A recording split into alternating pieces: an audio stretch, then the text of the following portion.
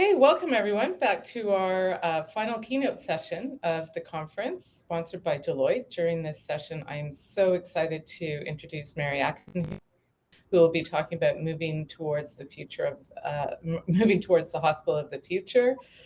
Mary is extremely well positioned to be talking about this. She has over 20 years of executive experience in the British Columbia health system, including her service as the president and CEO of Vancouver Coastal Health from 2014 to 2020.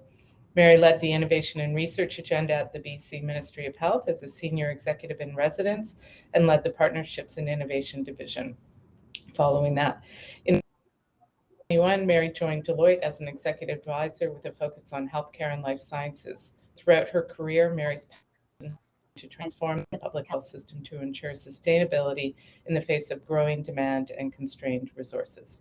As CEO of Vancouver Coastal Health, she encouraged a focus on innovation and discoveries to improve patient health, transform health systems, and directly impact health and economic outcomes. Her long-standing interest in virtual care enabled health providers to continue delivering care to patients and clients across VCH from the early days of the COVID-19 pandemic. In 2019, Glassdoor, one of the world's largest employee recruitment sites, named Mary as one of the top 25 CEOs based off employee reviews. She was named as one of Canada's most powerful women in 2014 and 15. She's a graduate of Harvard Business School's MBA program and holds a bachelor and master's degree in industrial engineering from West Virginia University. Mary, I'm so thrilled to have you here. It's always a pleasure to see you and hear what you have to say from your wealth and breadth of experience. So the virtual floor is now yours.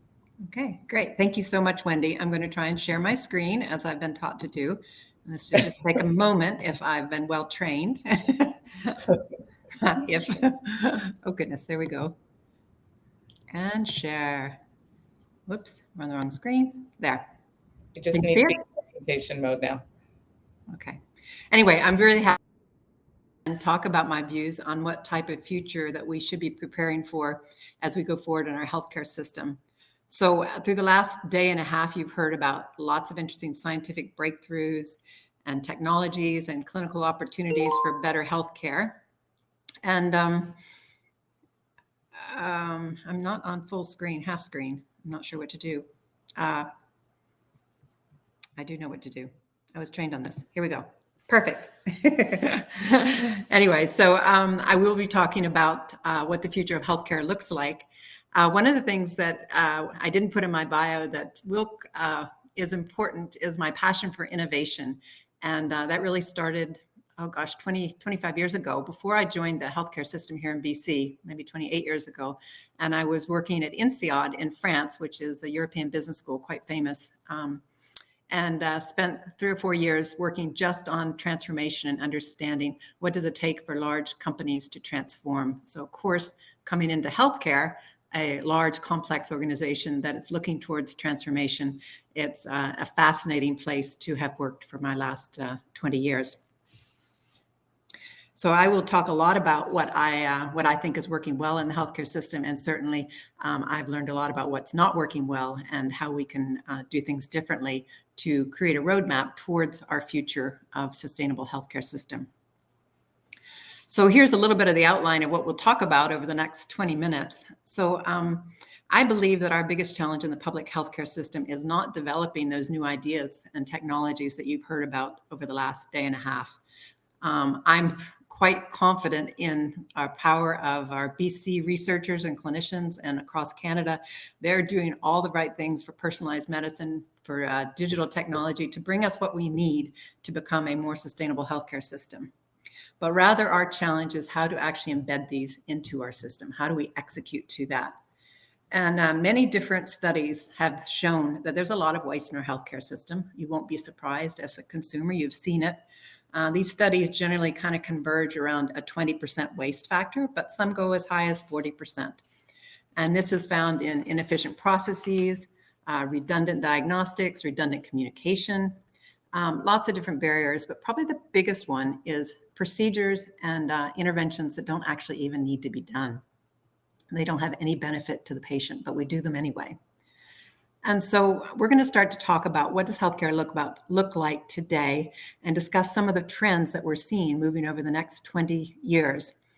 As we all try to go toward what I call the holy grail of healthcare, and that is a high quality, highly effective and efficient, sustainable system. So I'm going to give you my views on what is that vision that we see and what's the roadmap to get there. So of course, every journey starts by just putting one foot in front of the other. So what are those steps that we can take even now while we're in the middle of the pandemic, perhaps the end, we hope, even while we are feeling more and more every day the crisis of a shortage of human resources, of clinicians, of physicians, other pressures, but we still can get started. We can't use that as an excuse. So Deloitte has looked deeply into the future of healthcare, and they've done that by engaging their global leaders, who are quite amazing, as well as their clients to better understand what might 2040 look like and how can we prepare for it. So not surprisingly to any of you, because many have come up with the same conclusion, Deloitte also sees a future healthcare system that will be driven by massive technological change and will move towards a model where the patient or the client, us, we're in the middle of that model and we're empowered for our own care. And in this new model, the consumer, which is you or me, rather than your healthcare provider, will be the one who will determine when and where and how you engage into care or to sustain your well-being. Furthermore, the technological change will move healthcare out of physical structures that are at the center of delivery today. So that means like hospitals, like clinics. Many industries that we see have already transformed themselves from physical to digital models, and healthcare is on the path to do the same thing. So just like the classic example of the blockbuster video stores who have been made obsolete by Netflix, healthcare is starting down a similar path that will put the control and the ownership of your healthcare into the hands of each of us. So if you remember, it was about 20 years ago, Netflix first started sending out DVDs to our houses so we could watch them without having to go to the Blockbuster store. And then that evolved over time to the on-streaming, which we have right now, which is even easier. No physical infrastructure required except for our house and our computers. So while in today's healthcare models, we depend on pretty manual systems for making appointments, to fulfill our prescriptions, lots of unneeded paper, lots of unneeded face-to-face visits. We will evolve from that just like other industries have, just like the Amazons and the Airbnbs and the Uber. Healthcare is moving away from its reliance on bricks and mortar, and it's going to become more digital, and that will allow us to become more consumer-centric, moving away from the provider-centric, practitioner-centric model we have right now. And it is provider-centric because the tools don't yet exist in our system to allow the consumer, to allow us to be empowered with our own data and diagnostic tools. But this is changing, and it's changing very, very fast. So by our nature, we humans perceive change as much slower than it actually is. Even if we think the pace is fast, we don't ever quite factor in that exponential nature of change, which is what we see in healthcare as well as other industries that have followed this same curve. So for example, you may be surprised that the smartphone was introduced in 2007, and yet here we are in 2022, and 9 out of 10 people across the globe have a smartphone. So that's what you see with exponential growth. And in today's model, as you know, we wait for people to get sick before we treat them. You get your symptoms, you get sick, and then you go to the doctor or the hospital or whatever. But in the future, we're going to use technology. We're going to use the new discoveries that we've heard some of today or yesterday.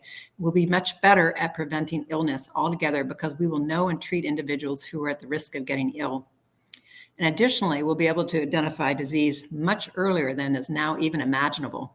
And therefore, we'll be able to treat it much earlier before the illness becomes acute. Now, we don't actually expect disease to go away by 2040, unfortunately, but this greater emphasis on well-being and identifying the health risks early will mean that we'll have fewer and less severe diseases. So this is a good time to remind ourselves that the future hospital is going to be different than the ones that we have today, and perhaps probably even the ones that we're building today. So there's a healthcare provider that I follow out of the States called Contessa, and they support healthcare systems in the US to push a substantial amount of capacity into the home. basically hospital in the home. They've been very successful at this because they create processes and protocols to treat people at home instead of in the hospital for over 20 diseases. And their vision, which I just love, is they talk about the hospital of the future will only be for transplant and trauma.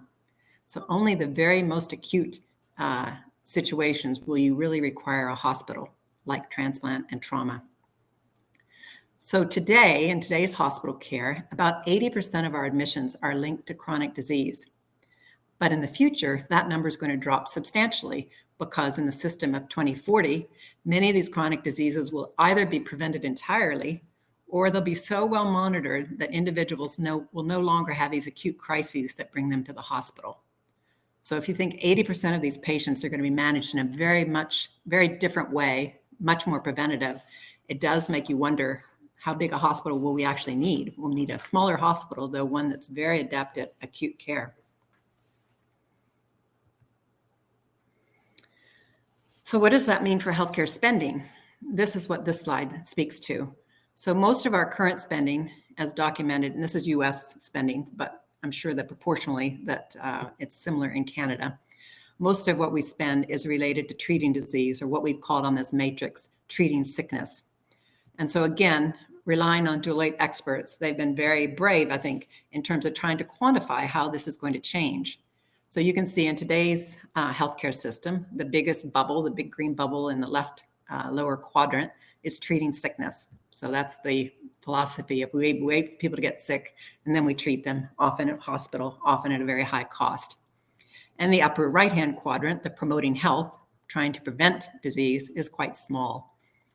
But when we look out 18, 19 years into 2040, you see that's been reversed. Treating sickness has dropped by almost half, and promoting health has increased by several multiples. So really emphasizing that we'll be spending more money on promoting health, and treating sickness will become a lesser part of our healthcare system, fortunately, because we will be anticipating much earlier and either totally preventing chronic diseases or treating them earlier so they don't become to a level of increasing sickness. And even more exciting, the expectation by our Deloitte experts on this is that it will dramatically slow the growth of spending on healthcare because the tools for promotion and monitoring our own healthcare will be available to all of us. And the price of these technologies and personalized medicine, such which seem high now, will become increasingly affordable as time goes on, just like the sequencing of our DNA has so quickly become more affordable. So it's a pretty exciting future that we're preparing for. We know that in today's healthcare system, we have a very fragmented system that does not support efficient or seamless care. And the biggest issue, which we've heard in different forums yesterday and today, is around data. Too many different systems that don't talk to each other.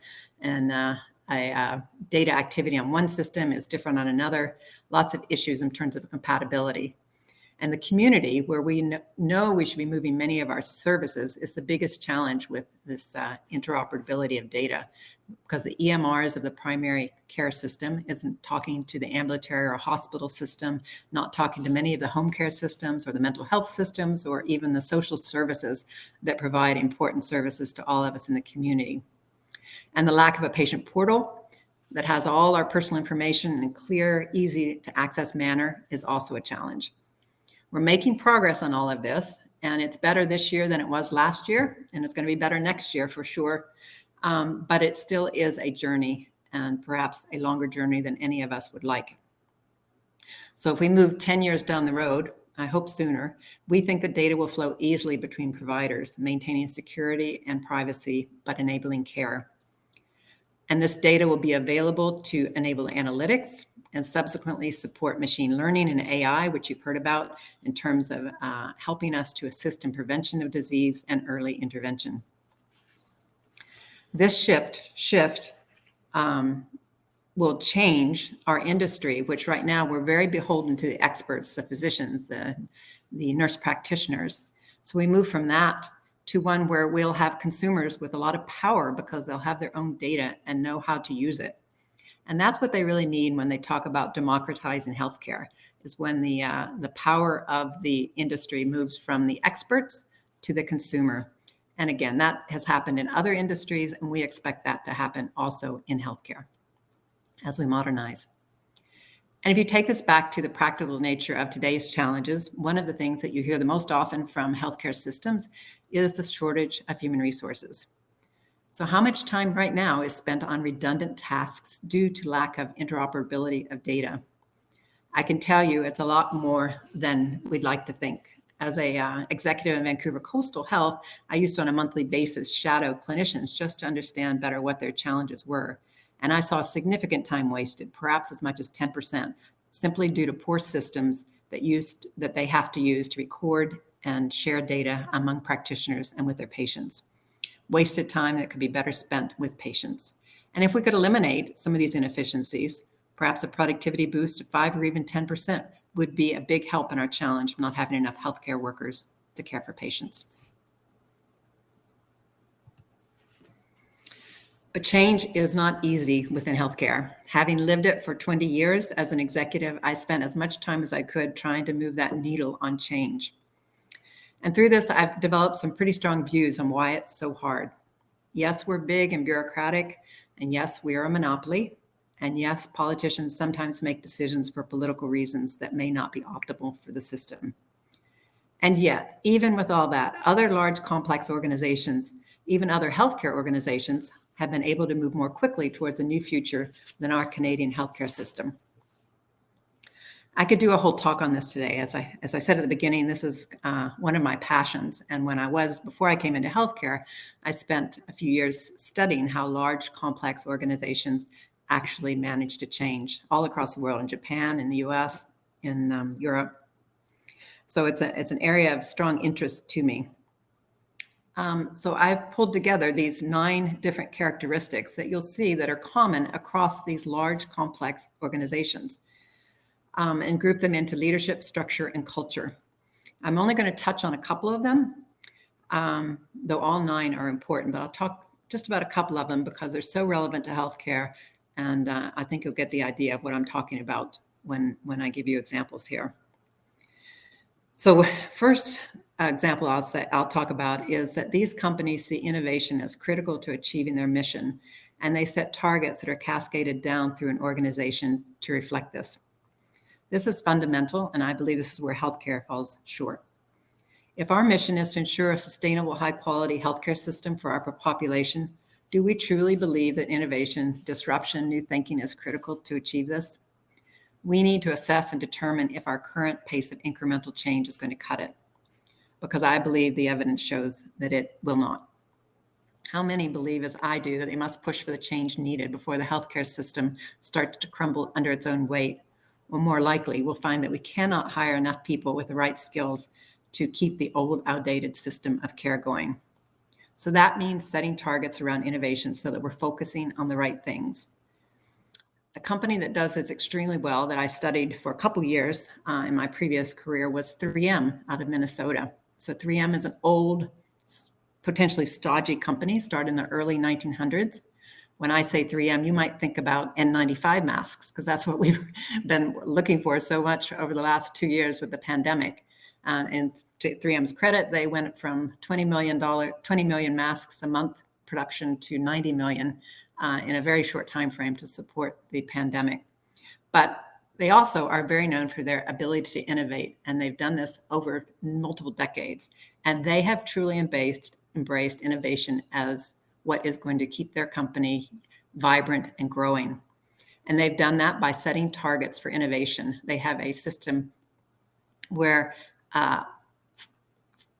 30% of your revenues for a division have to come from innovations that have been created, new products in the last 4 years.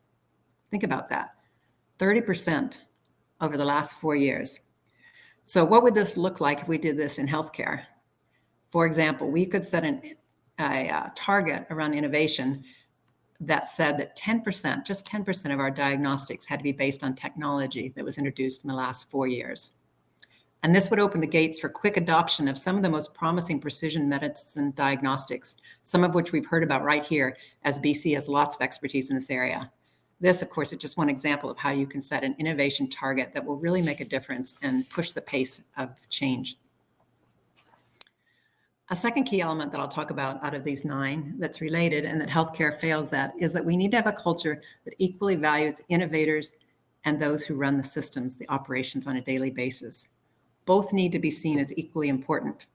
However, at this point, most healthcare systems in Canada are fully focused on running operations, and this was true even before the pandemic. They're focused on running operations as best they can with no time or energy or to devote to new thinking and innovation. They think about right now in the healthcare system, as you understand it, who gets promoted. I can tell you it's usually going to be the person who can meet their budget goals, they can keep the staff and physicians happy, and they can introduce incremental improvements that are asked of them. And that sounds like an excellent operations leader and somebody I would want to hire. And we need those people desperately in our system. But they keep the system going and they make sure that patients and clients are served well today. But it's not enough. We also need leaders who know how to take risks, how to get others on board, fight through the challenges and bureaucracy that it takes to introduce disruptive innovation and scale it up to have real impact. Too often, I find that these people in our system get shut down. They're considered annoying as they don't align necessarily with the priorities as being expressed through the actions of the organization, and that is to have smooth operations. So equal value to the innovation and to operations is key, but not yet where we are in our healthcare system.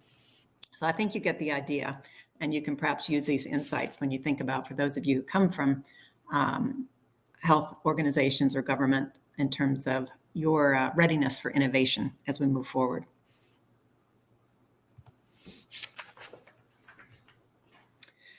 So much change is required to get us to 2040 in good shape. So little time with pandemic pressures. Where do we even start?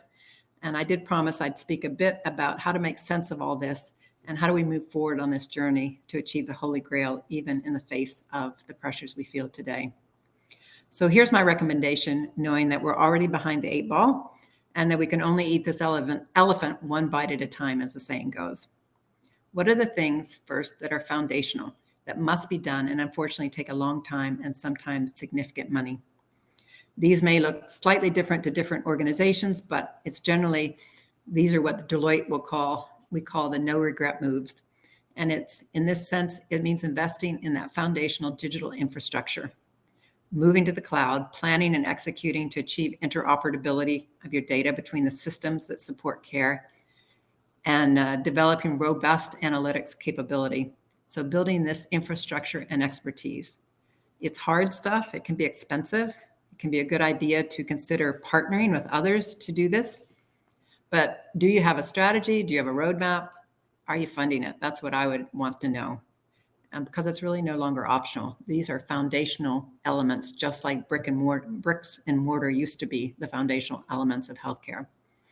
So these are moves that I believe are truly no regret moves that we need to double down on. Secondly, I suggest that you create a clinical service plan that represents 10 years out. Too often, create clinical services plan, but they're based on, I want to build a hospital over here. And so I'm going to tell you what the clinical service plan for that hospital is. And it stops at the walls of the hospital. But we're smarter than this now. We know that increasingly the system is evolving to a wellness model and servicing patients in the community rather than in the hospital. So in the future, large percentages of our patients, our individuals will be cared for, who are currently cared for in the hospital, will be cared for at home or in low acuity facilities. Virtual hospital services, meaning hospital care delivered at home, will become the norm, and the hospital of the future will serve primarily very acute patients. Remember, transplant and trauma. So therefore, we need to build a clinical service plan that articulates the new care models and demand profile of all the healthcare services across the community and the hospital. And then we'll have a true picture of the infrastructure required to support the healthcare system 5 and 10 years out. And then to maximize the usefulness of this plan, I think we need to layer onto this the new models of staffing for our care. So we'll have an idea of where we have gaps, given that shortage of staff is one of our biggest issues, and that's expected to continue for the next 10, 20 years. So once we understand where those gaps are, then we can develop our plan for hiring, training, and even automating certain tasks. So this integrated and comprehensive clinical service plan can be the foundation for the future HR plan as well.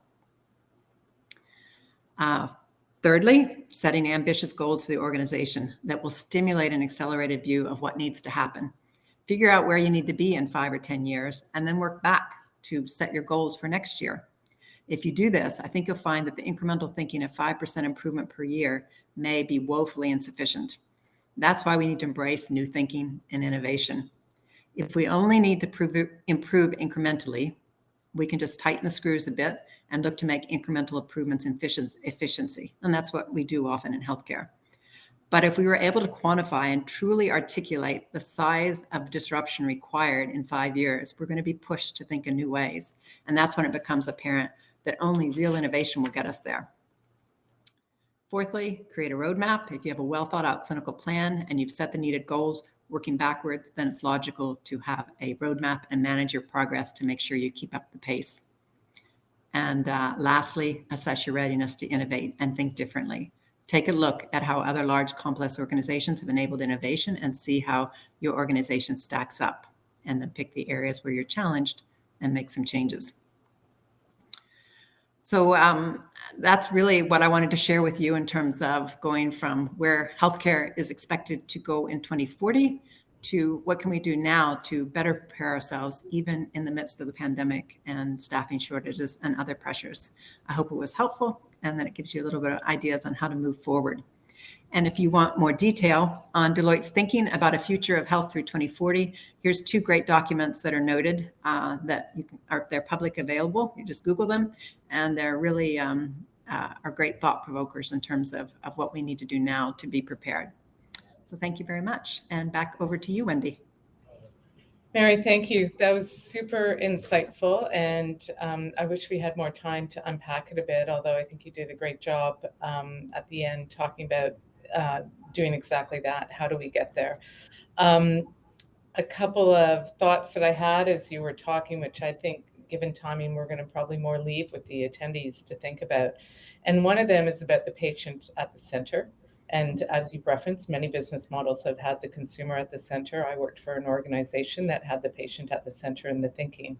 But that is a monumental shift for our healthcare system, not to suggest that our healthcare providers do not think of the patient at the center, but building the processes around it are really different. And I think a question that I often have wondered about, and partly because of the age of my own kids, is that going to be a push or a pull? Because it seems right now to me, the next generation is going to walk into their healthcare system experience, assuming that they are at the center and assuming that they are going to have a lot of their information available to them and virtual meetings and a whole bunch of things. So that's quite interesting. Mm-hmm. I also think that your idea, your thinking, and there are, as you say, many people that have come to the same conclusion, that the future is about wellness and prevention. We have a seesaw right now that when you follow the money, the acute system is what is occupying the majority of the spending, and prevention and wellness is often considered a luxury spend or is not picked up in the healthcare system. So the monumental shift that you're talking about is really a cultural change, which is where your last slide came from. And I think I cut you off a bit, but I think you were on your way to saying we measure what matters, and we have to build plans around it, assuming that those measurements help us drive what we're looking for in the future. So thank you very much. It was super insightful, and I look forward to more dialogue and chatting about this further. And thank you to Deloitte for loaning us for this session. Really fantastic. Thanks, Mary. Thank you, Wendy. Take care.